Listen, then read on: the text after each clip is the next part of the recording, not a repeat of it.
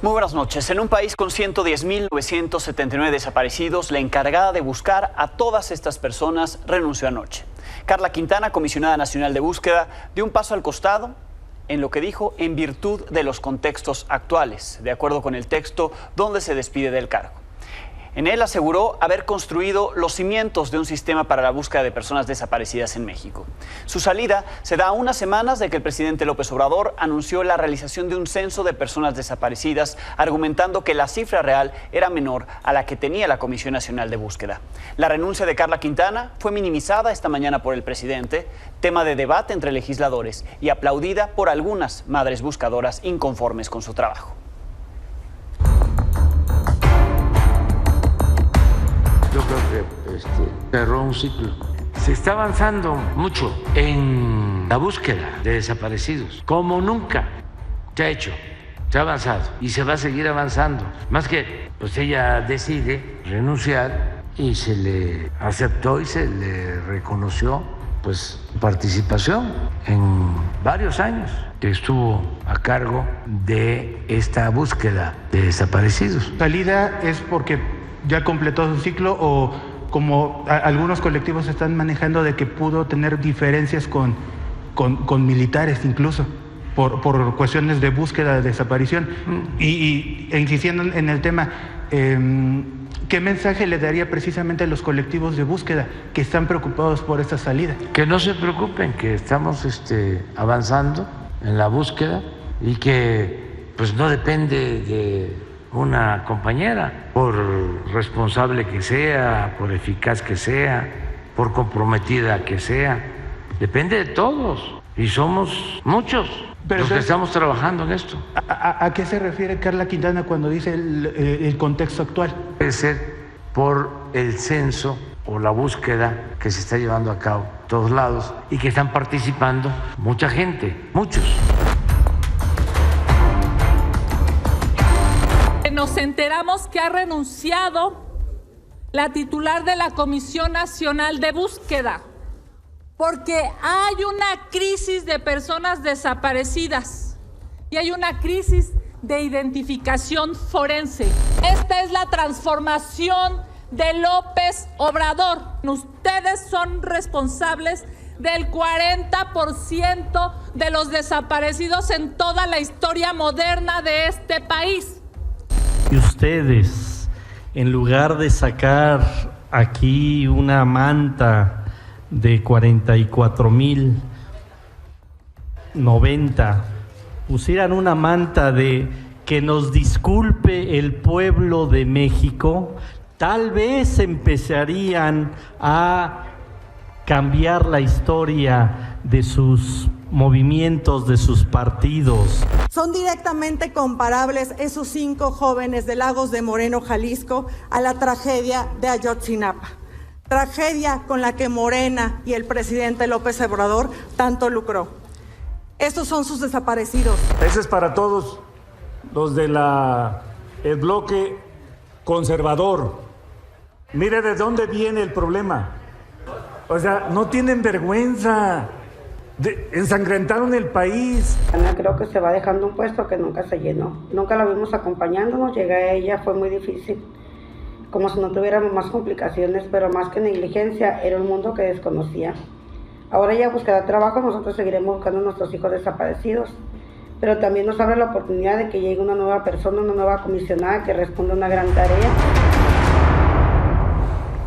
Esta tarde, la Secretaría de Gobernación anunció que emitirá una convocatoria para seleccionar a la nueva persona encargada de la Comisión Nacional de Búsqueda. Luisa María Alcalde, la titular de Gobernación, dijo que continuarán los esfuerzos institucionales en la búsqueda de personas desaparecidas luego de la renuncia de Carla Quintana. Por su parte, quien fuera jefe directo de Carla Quintana, es decir, el subsecretario de Derechos Humanos de la Secretaría de Gobernación, Alejandro Encinas, se ha mantenido en silencio. La única actividad al respecto de esta renuncia fue retuitear el mensaje de la Secretaría de Gobernación sobre la nueva convocatoria, la convocatoria para quien encabezará esa comisión de búsqueda. Estos son algunos de las acciones, algunas de las labores de Carla Quintana al frente de la Comisión Nacional de Búsqueda desde noviembre de 2019, cuando asumió como comisionada nacional. La creación de la base de datos de fosas comunes a partir de datos de la Fiscalía General de la República y de las Fiscalías Estatales hizo visitas de campo a fosas en todo el país, denunció a su antecesor, Roberto Cabrera, a quien acusó de entregar bases de datos biométricos de familiares de personas desaparecidas a un laboratorio privado. Entre los pendientes está el echar a andar el Centro Nacional de Identificación Humana y publicar la base de datos del Registro Nacional de Personas Desaparecidas y No Localizadas, que por cierto ya se publicó en paralelo con su renuncia en cumplimiento a una orden del INAI que data de diciembre del 2020. Estas son algunas de las declaraciones que ella hizo durante su ejercicio en la Comisión Nacional de Búsqueda. La búsqueda de una persona desaparecida debe estar centralizada en un órgano competente o coordinada por este que garantice una efectiva coordinación entre las diferentes dependencias para lograr una búsqueda efectiva, exhaustiva y expedita. De un sitio de cremación clandestina de dimensiones muy grandes en cerca de Matamoros, Tamaulipas, muy cerca de la frontera con Brownsville, en un lugar conocido como La Bartolina. Desde 2017 a la fecha se han recuperado al menos 500 kilogramos de restos óseos calcinados. Y desde hace poco más de 2 años, quien está procesando ese lugar de exterminio es la Fiscalía General de la República, ahora con la Comisión Nacional de Búsqueda y también en coordinación con la Fiscalía Estatal. La renuncia de Carla Quintana también se da frente a casos de desapariciones recientes, como la de los 5 jóvenes de Lagos de Moreno, Jalisco. Al respecto de la renuncia de Carla Quintana, el Centro de Derechos Humanos Miguel Agustín Pro Juárez, el Centro Pro, reconoció su labor, aseguró que echó a andar una dependencia en crisis, sin embargo advirtió que la renuncia podría ser usada para revertir avances o manipular el registro de personas desaparecidas. Colectivos como Hasta Encontrarlos agradeció que en la gestión de Quintana se haya humanizado a las víctimas al no verlas como cifras, mientras que el grupo ¿A dónde van los desaparecidos? Señaló que Quintana fue presionada para renunciar. Las Madres Buscadoras de Sonora dijeron que siempre fueron más efectivas unas palas que los millones de pesos gastados en ejercicios burocráticos.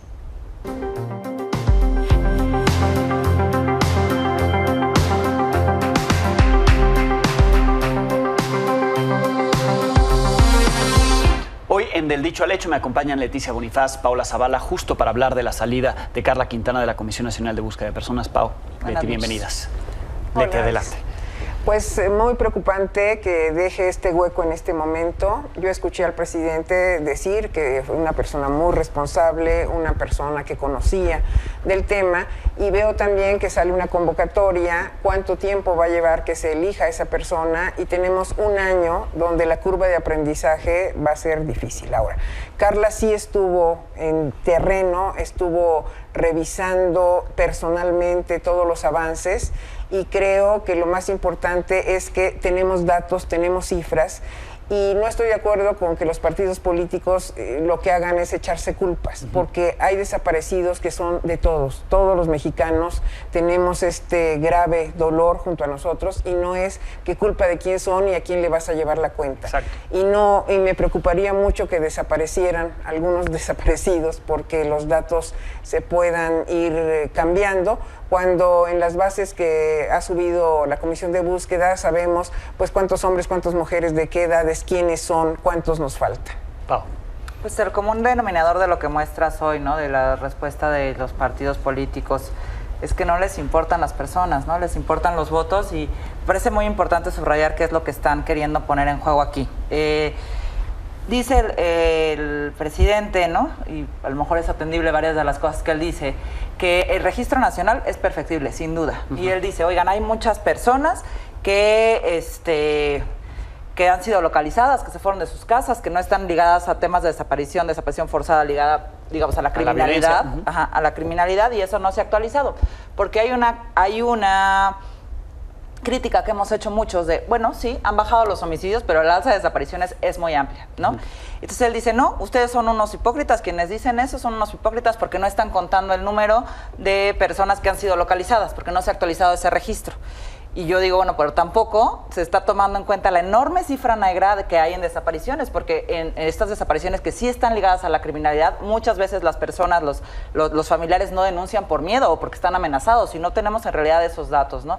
Y entre que todas estas cosas suceden, y algunas son atendibles, las dos. Creo que hay que actualizar el tema de localizados y también hay que tomar en cuenta la enorme cifra negra antes de lanzar confeti, como diría Jacobo Dayan hoy, y decir que hemos bajado las cifras de homicidios. Entender que la criminalidad está usando las desapariciones como una forma de hacer más complicadas las investigaciones penales, ¿no? Eso es una realidad, y si no aceptamos que hay una vinculación entre homicidios y desapariciones forzadas, este país no va a poder empezar a avanzar. Sí. ¿Quién tendría o cuál sería el perfil idóneo para sustituir lo que ya había avanzado la Comisión Nacional de Búsqueda con Karla Quintana?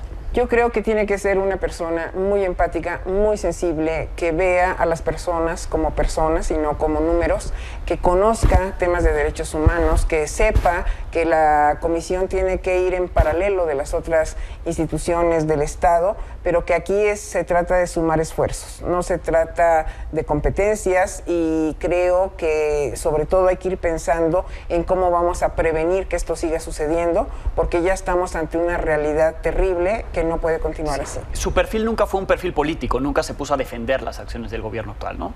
Nunca. Y creo que hay dos cosas que se rescatan bastante de su carta de renuncia. Uno, como ella dice, hemos puesto los cimientos, ¿no? Estamos empezando y ahora ya quieren volver a cambiar todo el tema del Registro Nacional de Búsqueda, ¿no? 4 años de trabajo en esto y otra vez, o sea, volver a empezar para no hacer nada, ¿no? Cambiarlo todo para no cambiar nada. Y la otra cosa que ella dice en su carta de renuncia es el tema de la prevención, ¿no? La ONU decía hace 2 años, si ustedes dejaran de encontrar cuerpos hoy, les va a llevar 120 años encontrarlos. Y si no hacemos además nada sobre prevención, si no asumimos que estamos en medio de un conflicto armado en México y que esto va a seguir sucediendo si no lo paramos, pues la verdad es que no se le ve salida a este túnel. Bien, pues veremos a quién ponen en la comisión y cuál es el trabajo que llega a hacer. Gracias, Pau, gracias, Leti. Gracias, Alex. Así del dicho al hecho, vamos a más información del día.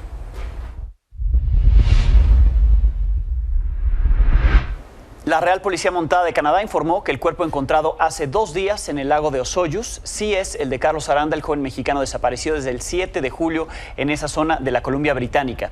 Por ahora trabajan con el servicio forense para poder determinar las causas de la muerte y conocer más sobre cómo fue que ocurrieron los hechos. En el mismo comunicado de la policía canadiense se expresan las condolencias a la familia de Carlos, que más tarde en un comunicado condenó la mala fe y falta de profesionalismo de la policía canadiense al considerar que realizó una aseveración relativa a la identidad de un cuerpo sin tener un mínimo sustento científico, pues la familia de Carlos asegura que no se le ha practicado el protocolo de necropsia de ley, así como la toma de muestra de ADN a ninguno de ellos. La familia detalló que la propia autoridad de Canadá les informó que sería necesario llevar a cabo varias pruebas científicas antes de determinar la identidad del cuerpo.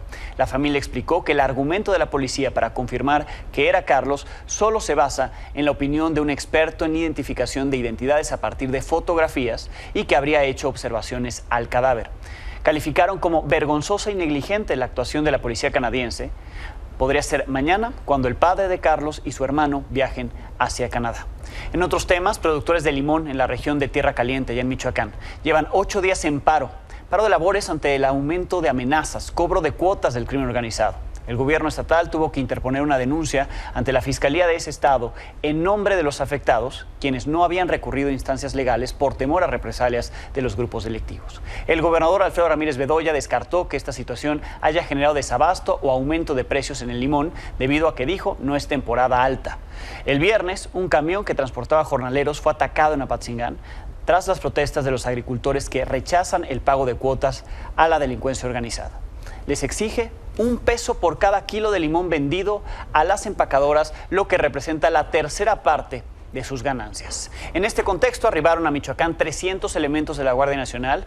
El coronel de infantería Elvin Rolando Ramos dijo que las tropas serán distribuidas en los municipios que tienen más altos índices delictivos y homicidios relacionados con la delincuencia organizada. Sobre el asalto a la casa del cantante Miguel Bosé en la Ciudad de México, esta tarde el artista presentó la denuncia correspondiente ante la Fiscalía General de Justicia capitalina por el robo en el fraccionamiento Rancho San Francisco, en Álvaro Obregón. La declaración de Miguel Bosé fue integrada a la indagatoria que la Fiscalía capitalina ya había iniciado hace un par de días por el delito de robo a casa-habitación con violencia. Hasta ahora no hay un solo detenido. En información política, luego de que Movimiento Ciudadano en Jalisco difundió un comunicado cerrando filas con la postura de Enrique Alfaro frente a la dirigencia nacional, el dirigente del partido, Dante Delgado, desacreditó ese comunicado y aseguró que se publicó sin enterar a algunos de los firmantes que ya le habían llamado y que se estaban desmarcando de esas declaraciones en texto. En una serie de tweets dijo que esta acción se hizo al más puro estilo de la vieja política. Llamó a quienes consideró están siendo objeto de chantajes y amenazas para esta y futuras acciones a que no se mortifiquen, que cuenten con Movimiento Ciudadano. Reiteró que el partido derrotará a la política tradicional y lo seguirán haciendo gracias a que han entendido que son más importantes las personas que los partidos.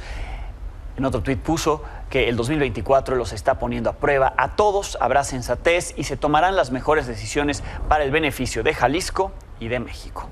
Esta tarde hubo un pronunciamiento por parte de la dirigencia de Movimiento Ciudadano en Jalisco. Lamentó que se piense que el movimiento está actuando por órdenes o por consigna y que ahí todos actúan en libertad. Aseguró que su intención no es romper con la coordinación nacional, sino seguir trabajando por el país y el Estado, aunque no en las condiciones actuales. Se afirma en este texto que seguirán concentrados haciendo trabajo en Jalisco, pero quieren que se respete el Estado, que tanto le ha dado al proyecto. Piden que se escuchen sus voces y que termine esta etapa de cerrazón. Por cierto, el gobernador de Jalisco, Enrique Alfaro, se reunió hoy con la aspirante a conducir el Frente Amplio por México, Xóchitl Gálvez, tras varios guiños que ella ha hecho a Movimiento Ciudadano y que insistirá en que un Movimiento Ciudadano se sume al frente si ella es la ganadora de este proceso interno. Esto es lo que informó luego de la reunión el gobernador de Jalisco, luego lo que informó Xóchitl Gálvez al respecto y aquí sus declaraciones, lo que pasó en ese encuentro. Todo el mundo me ha preguntado qué pasó con el gobernador Alfaro. Les cuento. Efectivamente me reuní con él en casa de gobierno, platicamos, básicamente hablamos pues, de toda la historia que seguí para llegar aquí después de la FIL que fue aquí en Guadalajara. Hablamos de visión del país que tenemos. Obviamente no quise abordar el tema interno de MC por un tema de respeto. Yo he dicho claramente que cuando yo tenga algún nombramiento, que en este momento no lo tengo, buscaré a su dirigente Dante Delgado y por el momento solo quedó en un cordial saludo, que por cierto está re bonita la Casa Jalisco. Esta noche se realizó el penúltimo foro regional del Frente Amplio por México, allá en Guadalajara, Jalisco. El tema fue México y el mundo. Aquí lo ocurrido.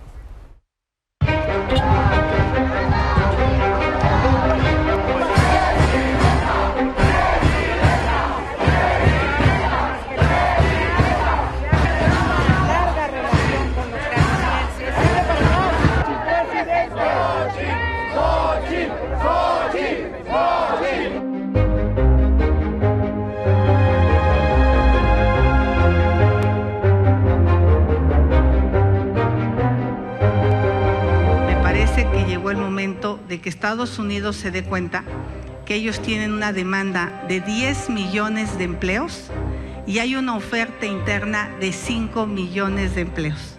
Y eso es lo que va a hacer muy atractiva la migración, porque hay trabajo en Estados Unidos. Creo que nos debemos de poner de acuerdo porque ellos tienen los empleos y nosotros tenemos la mano de obra. Rechazo categóricamente la política migratoria de la actual administración. Es una política migratoria que me avergüenza. No responde a la tradición mexicana de respeto a los derechos humanos. Es una política migratoria absolutamente subordinada a los designios del acuerdo que en lo oscurito hicieron con Donald Trump y que debemos exigir conozcamos todos los mexicanos. Por cierto, minutos antes de que terminara ese foro, la Comisión de Quejas y Denuncias del INE ordenó al Frente y a sus aspirantes presidenciales bajar los videos y publicaciones en Internet relacionados con los foros regionales del 10 y 17 de agosto por considerar que, a primera vista, pueden tratarse de actos proselitistas. El INE consideró, la Comisión de Quejas y Denuncias, que los foros no han sido de naturaleza estrictamente partidista, sino que fueron eventos donde se convocó al público en general. En Morena quedan 3 días de recorridos de los aspirantes a coordinar la defensa de la 4T antes de que no puedan hacer nada mientras se efectúan las encuestas que darán un ganador o ganadora. Así, el corcholatómetro de este jueves. Estamos aquí en Jalisco, en Guadalajara. Estamos con las hermanas Cura, que miren, allá está. Desde 1956, las originales hermanas Coraje, carne asada y guisado. Arriba las mujeres, aunque sean corajudas. Se ha estado diciendo que llevo acarreados a los eventos a donde voy, que hemos hecho guerra sucia. Niego que esto sea cierto. Es más, si alguien llegó a hacerlo, pues evidentemente lo condenamos. Creo que este recorrido ha fortalecido el movimiento. Estamos en contra de esas cosas. Acarreo, cargado, etcétera, eso ya es el pasado. No va a alcanzar. La gente va a votar libremente. Es lo que queremos. Terminamos bien y de buenas. 70 días de recorrido, todo el país, más de 150 municipios y las 32 entidades federativas. Todas nuestras manifestaciones, nuestras asambleas han sido voluntarias.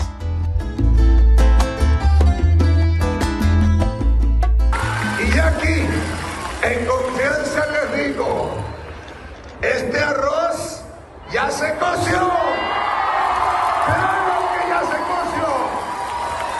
Ustedes me conocen.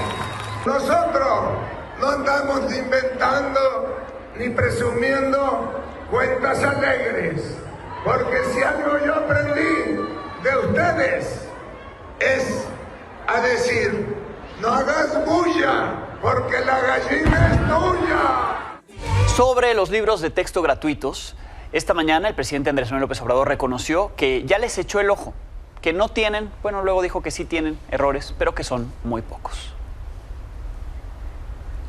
Cierto es que solo hay dos controversias formalmente de gobiernos estatales, Chihuahua y Coahuila, porque aunque han habido pronunciamientos, declaraciones de algunos gobernadores, no han procedido legalmente, solo en estos dos casos, Coahuila y Chihuahua. Incluso hay quienes están ya expresando que no van a oponerse a la distribución de los libros. Quienes al principio habían manifestado de que no iban a distribuir los libros, ya están cambiando de parecer, y qué bueno. ¿Usted ha revisado los libros? Claro que sí, todos. ¿Ha encontrado errores? No, muy pocos, muy pocos. ¿Cómo cuáles? Errores en algunos casos ortográficos, pero hay aclaraciones. Se han mejorado mucho. No tienen errores, tienen muchísimo menos errores que los otros libros. Me refiero a errores gramaticales.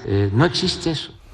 Veamos quién es quién en la entrega de los libros de texto gratuitos a unos días de que inicie el ciclo escolar el próximo lunes. Tras la resolución del ministro de la Suprema Corte, Luis María Aguilar, Chihuahua y Coahuila obtuvieron amparo para frenar la distribución de estos nuevos libros. A ellos se sumó el Estado de México, que obtuvo una suspensión provisional porque la SEP los imprimió antes de publicar los programas de estudio. Hay 6 entidades que lo harán con reservas, pues primero van a esperar a que concluya el debate legal o entregarán los materiales para su revisión a profesores, organizaciones civiles y hasta los alumnos, como en Aguascalientes, Guanajuato, Jalisco, Nuevo León, Querétaro y Yucatán. El resto de las entidades, en su mayoría gobernadas por Morena, han dicho que al no haber ninguna notificación legal que impida su distribución, los harán llegar a las aulas. Ahí estarán disponibles en los salones el próximo lunes 28 de agosto. Pausa y volvemos.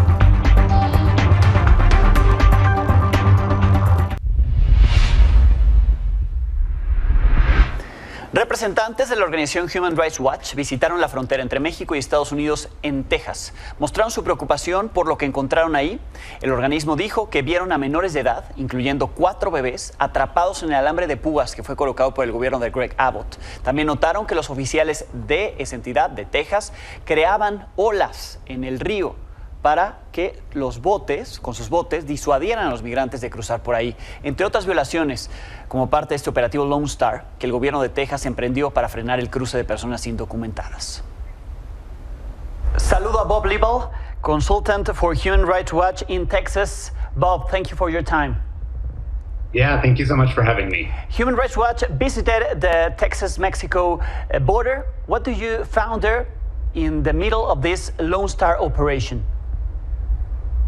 Yeah, I was in Eagle Pass on the Texas-Mexico border last week, and what I saw was completely devastating. I saw multiple asylum-seeking families, including at least 4 babies who were essentially trapped under the razor wire barriers that had been constructed on the U.S. side of the river.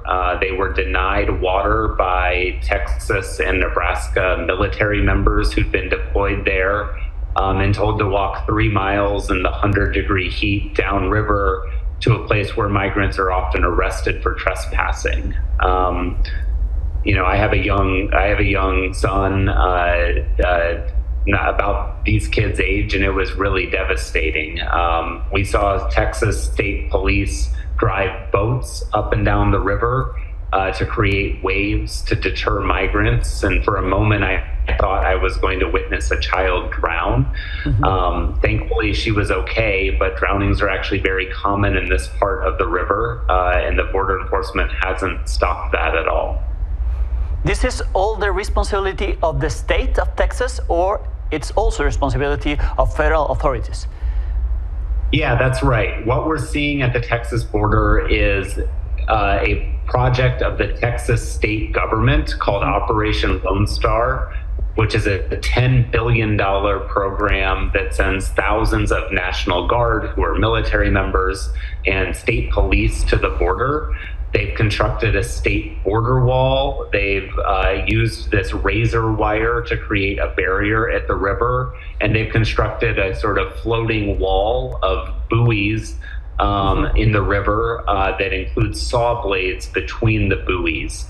It also creates a criminal justice system that is separate for migrants, in which they are charged with trespassing and can serve up to a year in jail for something that an American citizen would most likely spend no time in jail at all, maybe a day. So this is a state program, but we firmly believe that the federal government, that the Biden administration needs to take action. And they have sued Texas to remove the buoy barrier floating walls. But we need them to do more, including sending civil rights monitors to the border to monitor what is happening, and to cut federal funding from the agencies that are participating in Operation Lone Star. Yes, this buoy barrier is like a moral weapon.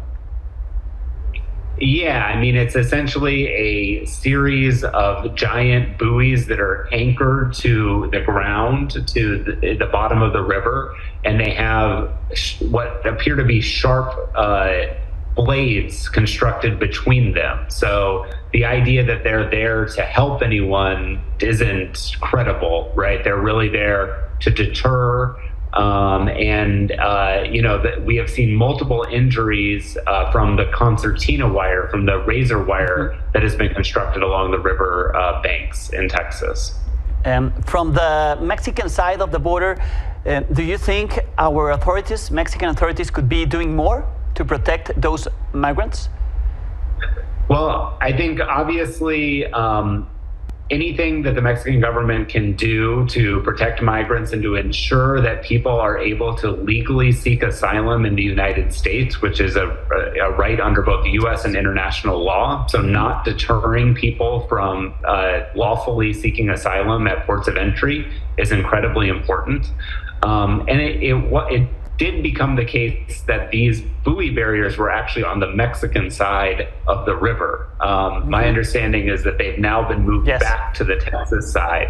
But there was perhaps an opportunity there when they were on the Mexican side. But I think the Mexican government has sent diplomatic notes about the buoy barrier wall, which was referenced in federal court on Tuesday, where the U.S. has sued the state of Texas to try to remove that buoy barrier system. Yes, blocking the possibility for migrants to ask for asylum is violating their rights, correct? Is this a violation by the Texas government? Yeah, that's right. I mean, it's both a right under international law and under U.S. law to seek asylum on U.S. soil. And what I saw was people who were already in the United States who were trapped under this wire in 100-degree heat with little children. And they were asking us where Border Patrol was, where the immigration authorities were, because they wanted to turn themselves in to seek asylum. But the immigration authorities and Border Patrol were nowhere to be found. it was only Texas military and state police that were there at the border. Is there any immediate solution for this issue, for what is happening there? For example, if in other part of the border, there are better conditions for migrants? I don't know, California? Yeah, I mean, but what we really need is for the federal government to step up and to take action in this case, to send monitors and to cut funding to these agencies that are committing these human rights violations. Okay, that could be the action, the immediate action. Yeah. Okay. Yeah, I think that the lawsuit over the border buoys is a good first step, but we do need more action from the federal government. Of course. Bob, thank you very much. Thank you very, very much for explaining us what you saw there in this Texas-Mexican border. Thank you so much for having me. I really appreciate it. Thank you very much.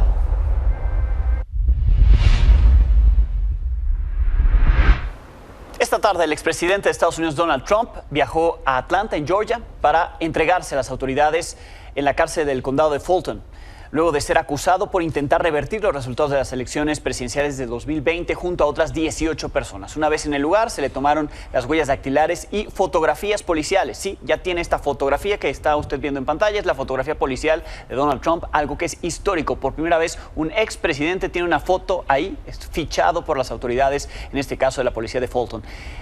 Pagó una fianza de $200,000, además de cumplir una serie de condiciones como no utilizar las redes sociales para atacar a los coacusados o testigos del caso para salir de la cárcel.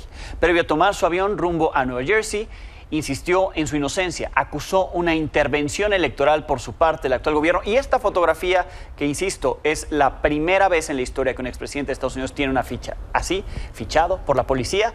Esta fotografía ya es utilizada como foto de campaña rumbo al 2024. Really believe this is a very sad day for America. This should never happen.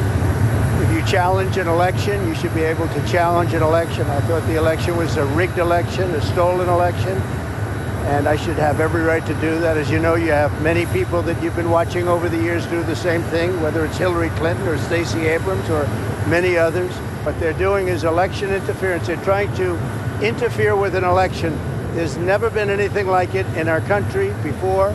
This is their way of campaigning. And this is one instance, but you have three other instances. It's election interference. So I want to thank you for being here. We did nothing wrong at all. And we have every right, every single right, to challenge an election that we think is dishonest, that we think is very dishonest. So thank you all very much, and I'll see you very soon. Thank you very much.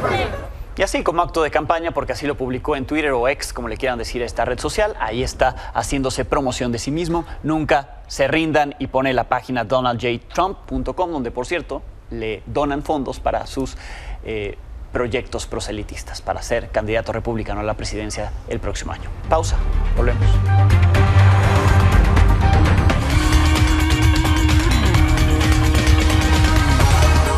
Pues ya el impresentable Luis Rubiales, el presidente de la Real Federación Española de Fútbol, ya tomó la decisión que se le había solicitado prácticamente desde que vimos esa acción el fin de semana en la final, ¿no? Cuando España derrota allá y se lleva la Copa Mundial Femenil.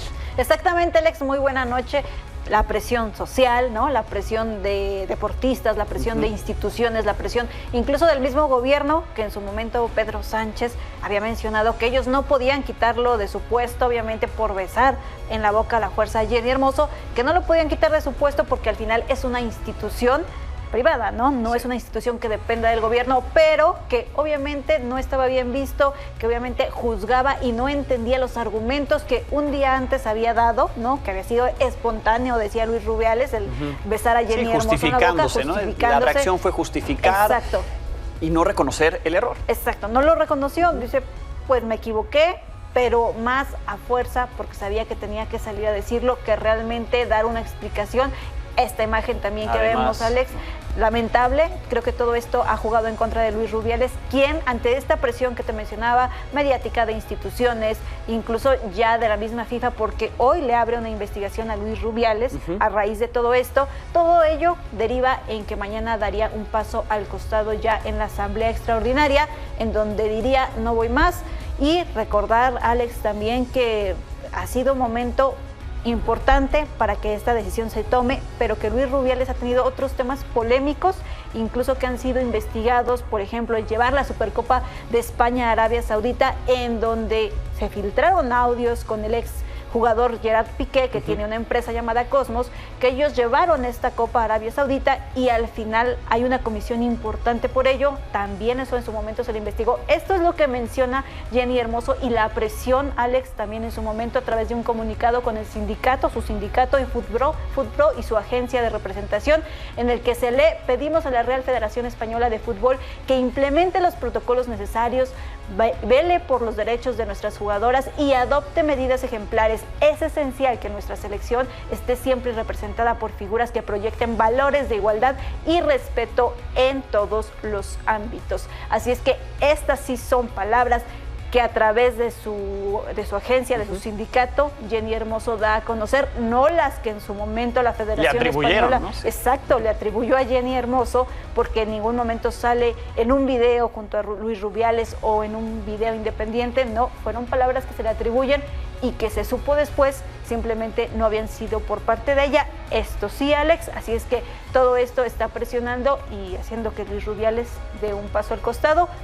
Era lo que se esperaba, porque pues no había algo más, Alex, que pudiera hacer. Sí, porque el hecho, digamos, siguió con una serie de sucesos que solamente se dedicaron a justificar, ¿no? Y al fin llega esta acción, entonces se va mañana. Exacto, mañana 2 de la mañana, tiempo de México, aproximadamente será la asamblea, 10 de la mañana de España. Bien, gracias, Mine. Buenas noches. Y gracias a ustedes, los dejo con Carlos Marín. Mañana tendremos algo nuevo que contarles en punto de las 21 horas.